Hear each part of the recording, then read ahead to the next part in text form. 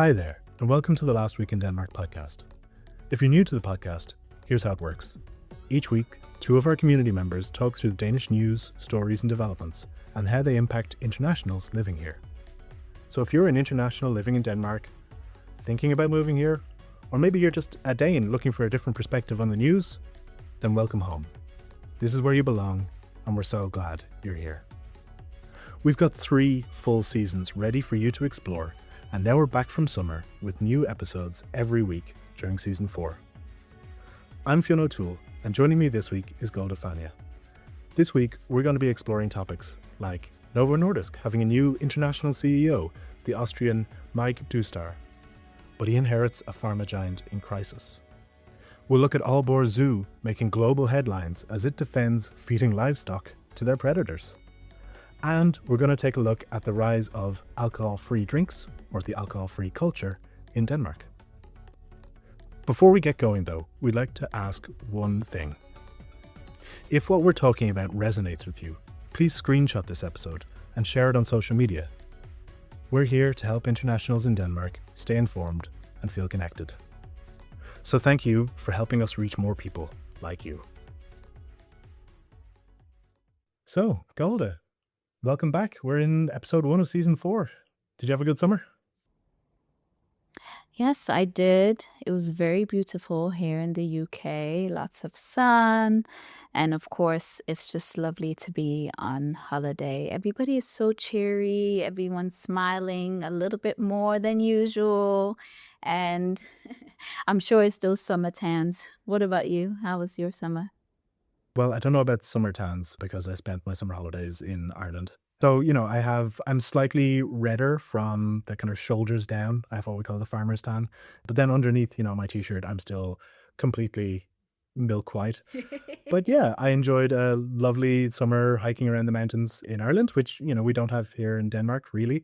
And that came with beautiful things like occasional sunshine, but mostly thunderstorms and hail and hours upon hours of walking in the rain. Oh, hell. Literal hail, yeah.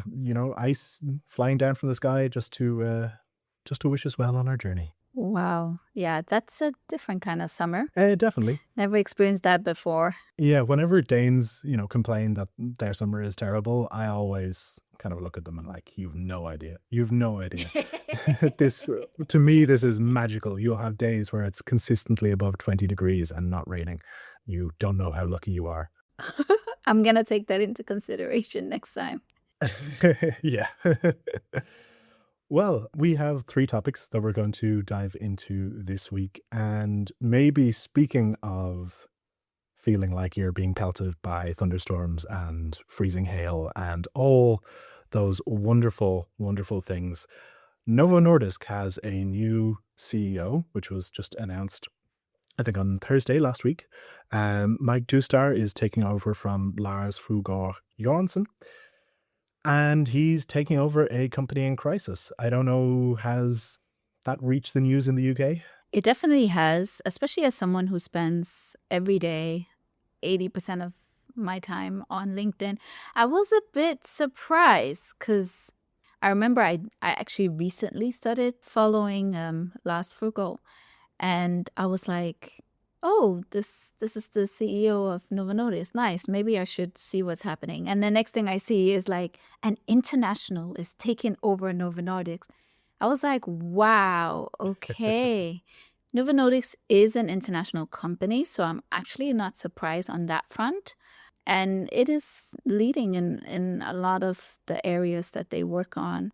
So this is like a huge thing. I'm also a bit, I think, trying to digest the fact that the stocks have gone down as someone who has invested.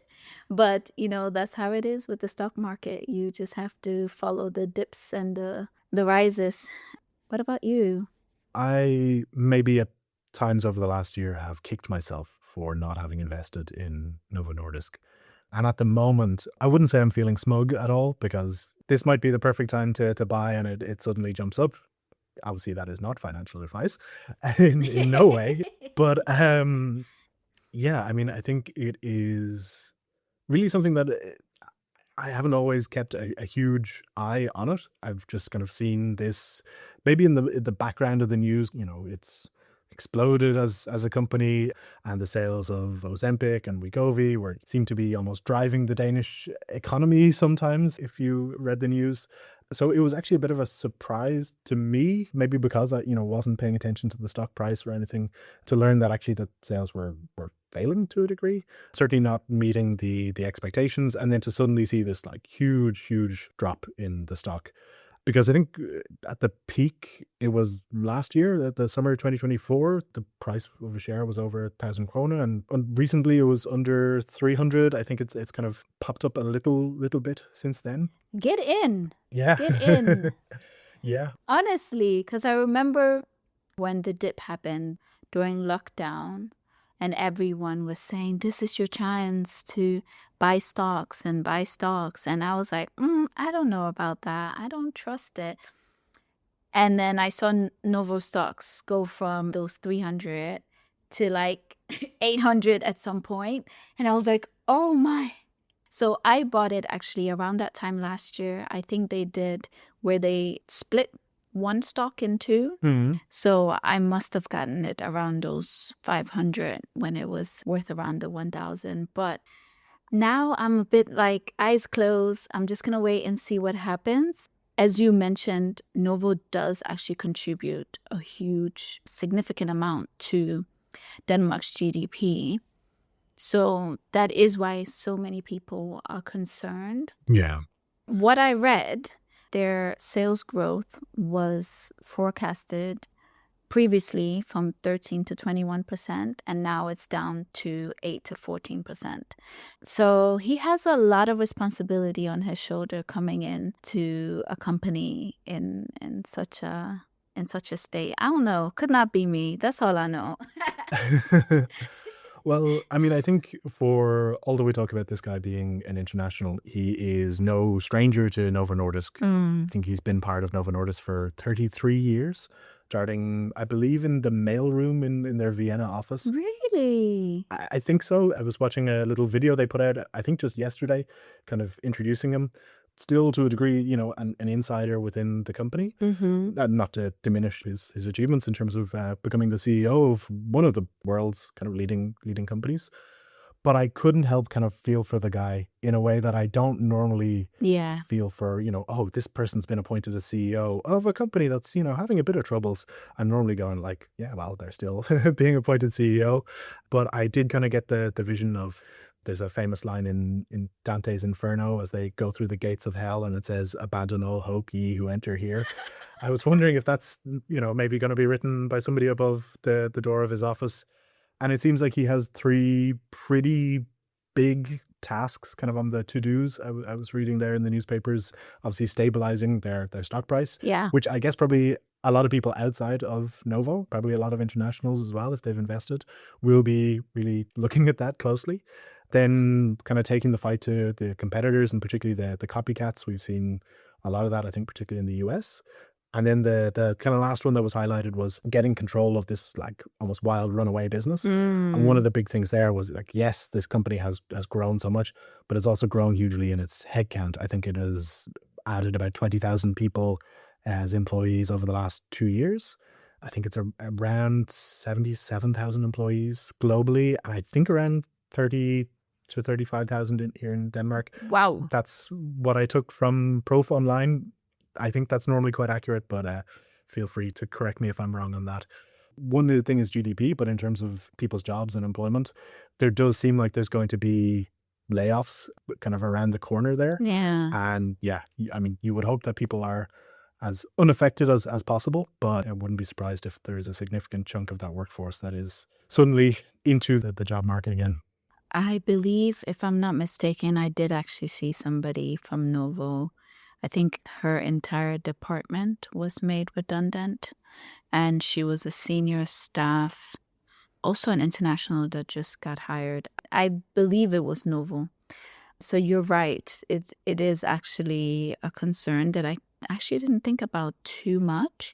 The fact that this would mean people are losing jobs as well. Yeah. I'm always a little bit skeptical, and maybe it's just because I'm not really like a finance guy in any way. But when I see, oh, they performed better than they did last year, but it didn't match investors' expectations, so the stock is tanking. There's Hmm. always part of me that thinks like, well, this is kind of like all made up, isn't it? Like the company is doing well, but somebody thought it should do better, so actually, dump the Yeah. stock, and now it's a crisis. But this is the part where, to me, it maybe feels much, much more real.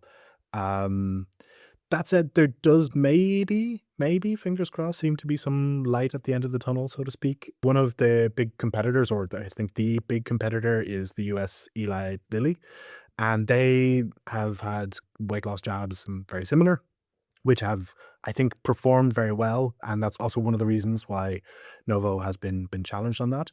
But they had announced that they had kind of a pill form of this, which I thought, okay, that's going to be the first one who makes it into a pill instead of an injection is probably going to be the winner out of all of this.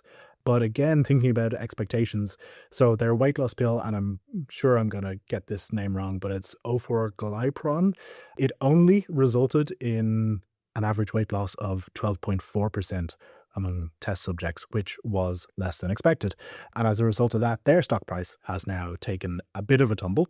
And Novo's, I think, jumped about 14% this week.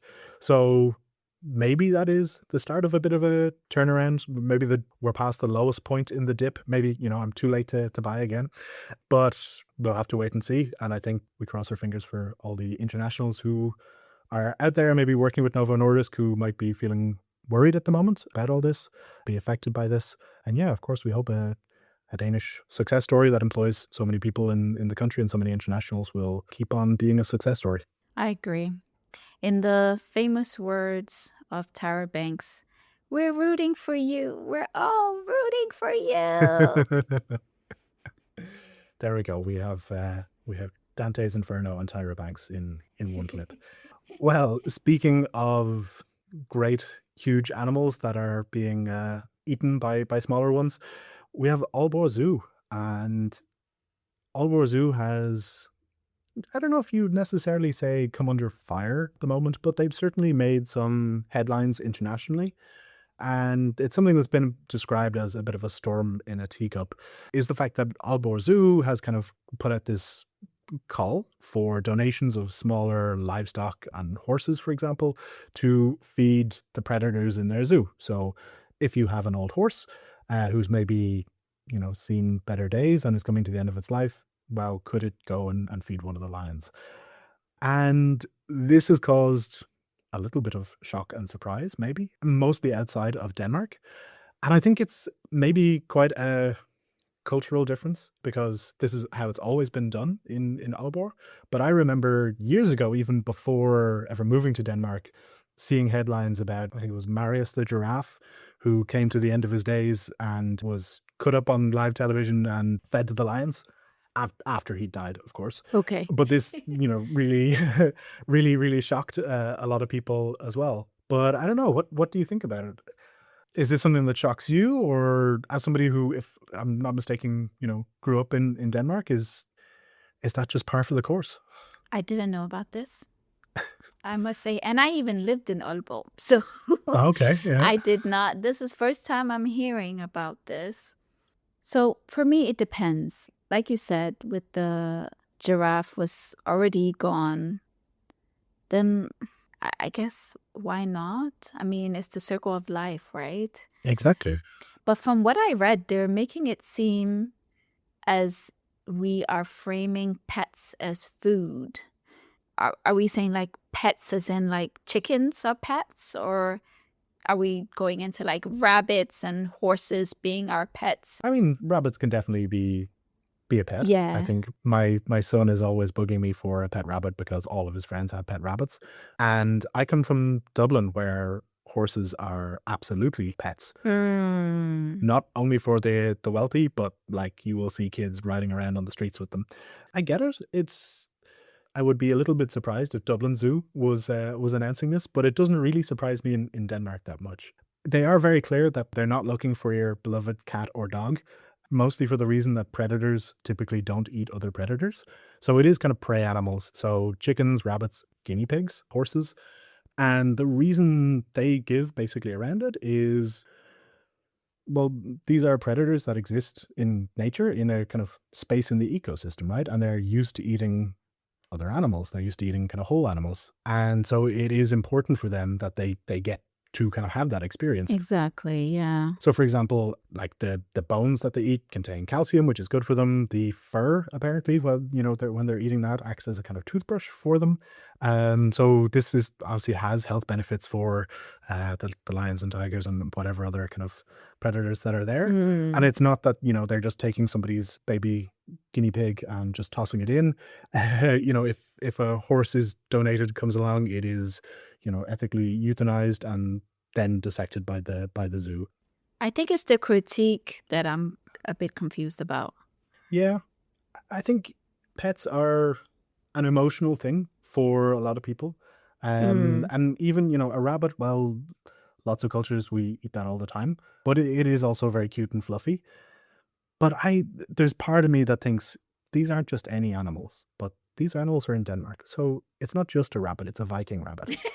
And as we all know, the Vikings, they wanted to go out and battle. They wanted to end up in Valhalla.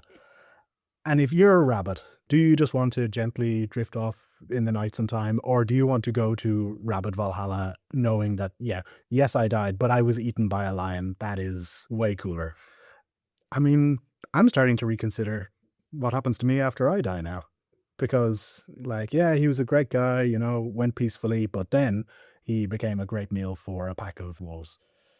I mean, it'd be a good headline, right, on the tombstone. Not that there'd be maybe a tombstone there for anything left. Yeah, I don't know how your children are gonna feel about that one. They're young. I can plant the idea now. Please don't traumatize them.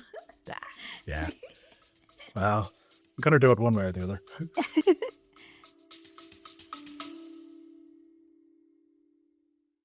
Did you know that the Last Week in Denmark newsletter is available in 8 languages? Hey there, this is Fionn from the Last Week in Denmark podcast, and every week you guys are tuning in to hear me and my fellow co-hosts talk about the top news of the week in English. But let's be real, we're all internationals, so not only are you speaking English every day, you're probably also speaking a bit of Danish, but you've probably also got your own native language as well, like the multilingual master you are. So why not treat yourself to the luxury of being able to read Danish news each week in your own native language? So head on over to lastweekdk.substack.com, that's lastweekdk.substack.com, and sign up for our newsletter delivered to you every single Sunday.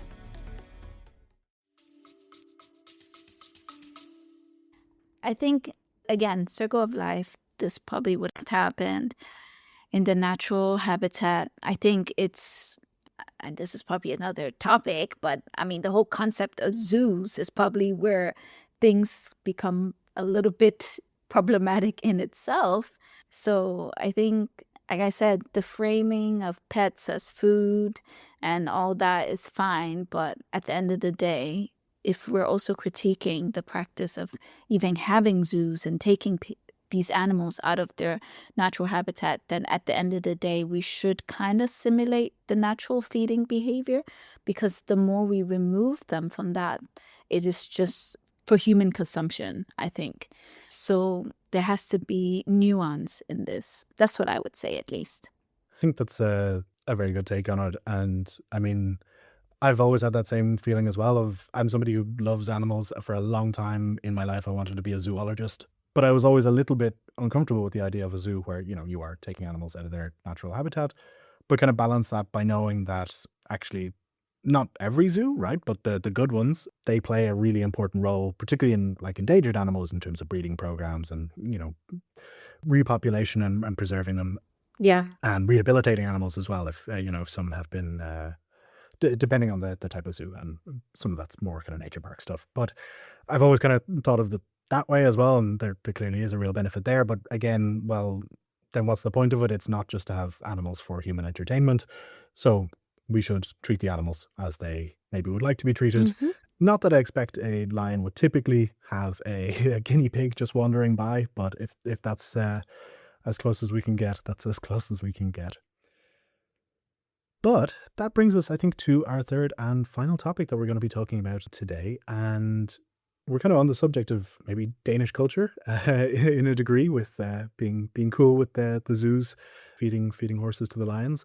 And another aspect of Danish culture is about 94% of 16-year-olds in Denmark have tried alcohol, and 73% of them have actually been drunk, giving Denmark one of the highest rates of youth intoxication, which, clap ourselves on the back, we should all be very proud of that one. So, I mean, I say this as somebody who, I've been here for about 6 years, but alcohol plays a very important role, I think, in Danish culture in terms of socializing. But there is starting to be a shift. And it's not to say that alcohol will no longer be an important part of Danish culture. I think the population might collapse if, if it went away entirely. But there is a movement towards non-alcoholic beer and other drinks that have been gaining a bit more attention, both at festivals. For example, Smukfest in Skanderborg kind of been in the news recently for setting records over the last 2 years with sales of non-alcoholic drinks. And we've also seen that kind of reflected in supermarkets as well, where the sales, and I would say also anecdotally, the selection of non-alcoholic beers and other drinks has really, really changed, I think, over the last few years. And I have to say, I think this is really interesting, also coming from a culture where every like kind of social interaction, whether that is just going to meet your friends, going on a date, or even, where you go after a funeral, it all takes place around the pub for us. And alcohol is kind of ever present, and often in a way that's not particularly healthy as a society. So, as somebody who loves to drink responsibly, but somebody who doesn't, maybe drink as much as I did in my 20s, I think this is like very interesting. And I can really see myself also maybe taking this route more often than I ever would have considered even 4 or 5 years ago. How about yourself? It's very interesting to hear your perspective as well, especially the way you frame it is something that I recognize. When people gather, there's alcohol. If you're going on dates, people usually get alcohol to kind of loosen up a little bit. Or if someone's coming over, make sure you just tell people, hey, bring the drinks that you want, and then it's alcohol. I have a different take because I'm not a drinker of alcohol. I will take a cider here and there, but it's 3.5%. I don't necessarily like alcohol. But the conversation that I have had with people from cultural backgrounds like myself, and maybe a few other more conservative cultures, is that alcohol has also been a barrier to actually socializing with Danes. So thing of like, if we gather, alcohol has to be present in order for people to even really connect or speak. And if you're not drinking, either everyone's looking at you like, why you're not drinking? Or sometimes even feel like an internal guilt, like this person's not drinking, maybe I should not be drinking. And I've even had people come up to me and be like, you're so cool, like everyone's drinking and you're not drinking, like how do you do it? And I'm like, it's not really something I do. I just don't have the desire to drink, right? But I don't need you to feel a certain way because this is my choice. It's just difference of taste. If you eat lasagna and I eat a burger, I'm not gonna be like, oh no. Sure, But sure. I've also felt that when people do get drunk in social settings, things can happen that sometimes is regretted, and also the connections can be formed that are sometimes later forgotten. So I remember when I started at the University of Copenhagen, the class had like an outing. It was like a picnic, and during the day everybody was slowly getting to know each other. I know people are usually not as open when they don't know people. But then once the drinks came, the games came, and then I had this classmate that really opened up. I don't know why, but just like shared a bit about their life. And from the culture I come from, that's very normal that people, they will tell you their entire life story and then continue. But what I found was that when that happened in Denmark, come Monday, it's like they don't know you anymore. Because either they feel ashamed that they overshared, or they feel like now you're going to judge them because you know something and they don't remember because of the alcohol. So personally, I think if we could move towards a culture that is able to connect and create community, not completely eliminating alcohol, but maybe as the trend is going, maybe just connecting over regular drinks, non-alcoholic drinks and food. So with my culture is like food is the big thing. If I invite you to my house, I'm feeding you as if I adopted you yesterday. Like, come here, my baby. So maybe finding something else that we can hygge. And I'm quite shocked I'm reading here that a survey found that 25% of people believe that they should even wait till they're 18 to try alcohol, compared to the stats that you just gave about, like, 94% have already tried by the age of 16. So there is a shift, and it could be a little bit influenced from different cultures as well coming into Denmark and maybe vocalizing what I just said. Or it could just be that people are thinking, I want to do this more responsibly and I want to be healthy in some way. I'm not really sure, but for me, it's a good thing. Your last point there actually touches very much on how I feel about the whole thing. As somebody who does drink alcohol and has since I was probably 14 or 15, the first few times I maybe had one too many. And that is also kind of part of the culture I'm in, where in Denmark, there's no legal drinking age, but like from 15, 16, you can buy some beers, that sort of thing. Whereas Ireland, it is like 18 and you're not allowed to drink out in public. So the nice couple who are having a picnic can't have a glass of wine, but 15-year-olds are trying to get somebody to buy alcohol in the supermarket for them and then go sit in the field somewhere and get completely blackout, binge drunk, which is, obviously a very unhealthy relationship as a culture to have.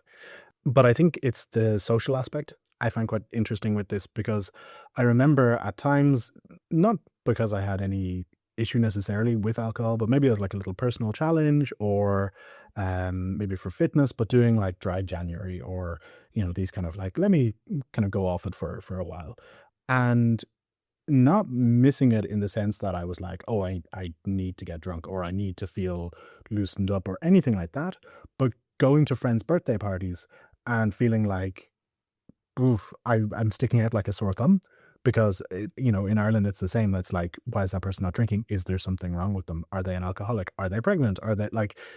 But it's really like, ooh, what's going on there? And I remember, the easiest solution I could find was like, well, let me order just a tonic water, because it tastes a bit like a gin and tonic. So I'll kind of trick my mind to forget that I feel a bit uncomfortable, and other people won't really realize.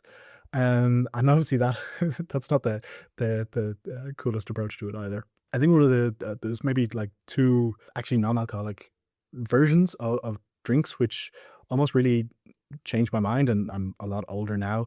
I don't drink nearly as much as I would have done, when I was in university. I have a full-time job and kids and all of that. So my like level of tolerance has also really gone down, but I often forget that.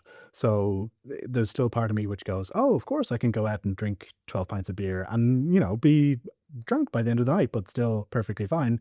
And then I'll go out with friends and I'll have like 4 and I'll be like, ooh, shit, this is hitting me in a way that it never did. And this is maybe really stereotypical, but Guinness, which is, the most popular beer in Ireland, they launched Guinness 00. So it's a completely alcohol-free version. Oh, wow. But it tastes very much like the actual normal Guinness, to the point where, you're not sitting there going, oof, this kind of tastes like one that was left out in the sun for a few weeks. And that was just a really nice moment of realization of like, I can enjoy this drink because I like the taste, and it, has a lot of fond memories of my culture and, having one with my dad and that sort of stuff. But if I know that like, hey, I'm going to be putting my daughter to bed later and I don't want to, fall asleep beside her, or I need to be a bit fresher in the morning, but I still kind of want to have something with the dinner when we're out or something like that, that was a really kind of nice, like, hey, I can just swap that out. And I have to say, here in Denmark, I discovered there's a brand called Ish, which is like, they do all these non-alcoholic spirits mostly. And as somebody who loves cocktails and everything, that was super, because they have this like lime daiquiri, which tastes like it's full of, delicious Caribbean spiced rum, but it's completely alcohol free. And it's like, wow, I could drink this like a soda if I wanted. And so being able to get those, flavors and everything that you like, which are normally associated only with an alcoholic drink, but just not, was really, really cool as well. But I think it is that idea of sometimes needing a social prop like it's easier to talk to somebody in a smoking area if you're a smoker, because you can ask them for a cigarette or a light or whatever and get that Yeah. conversation started. And I think, having an option to, well, still be around your friends who are drinking, even if you don't want to, whether that is for a cultural reason, for a personal reason, or just that evening, like I need to drive and not feeling like the odd one out. I think that's really, really cool. And I think maybe that's one of the reasons why you see that kind of reflected in, I don't know, even now when I look in my local supermarket, 10 years ago, there might have been, one non-alcoholic beer, and now there's a couple of shelves with non-alcoholic beers and different options and everything as well.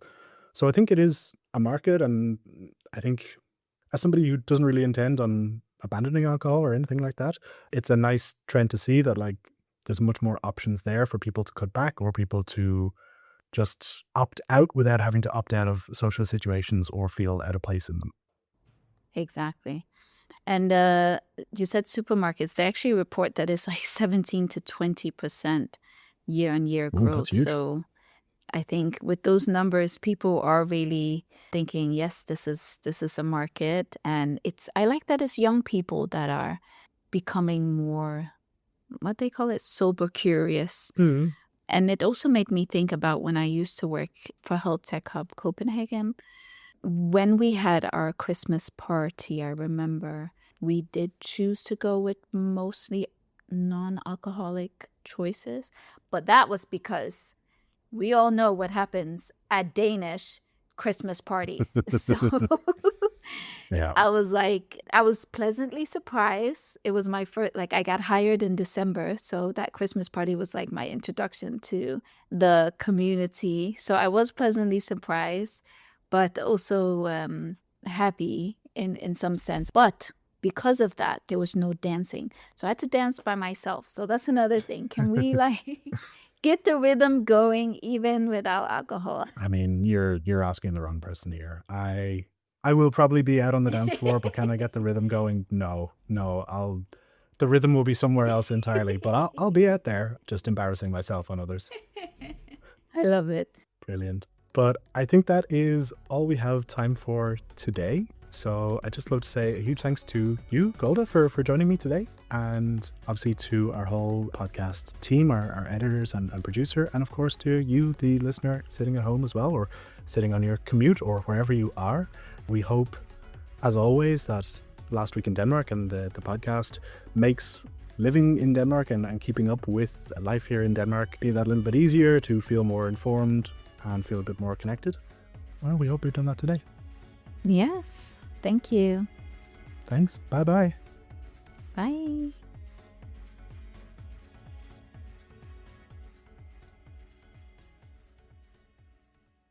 Hey, this is Kalpita and Golda, co-hosts of the Last Week in Denmark podcast. Did you know Last Week in Denmark offers sponsored content in the newsletter? Our reporters are producing original articles and content tailored for internationals in Denmark. So if you have a business our readers should know about, let us write about it. Get in touch with us at reporter@lwid.dk. You can also reach out to us on LinkedIn and Instagram at Last Week in Denmark.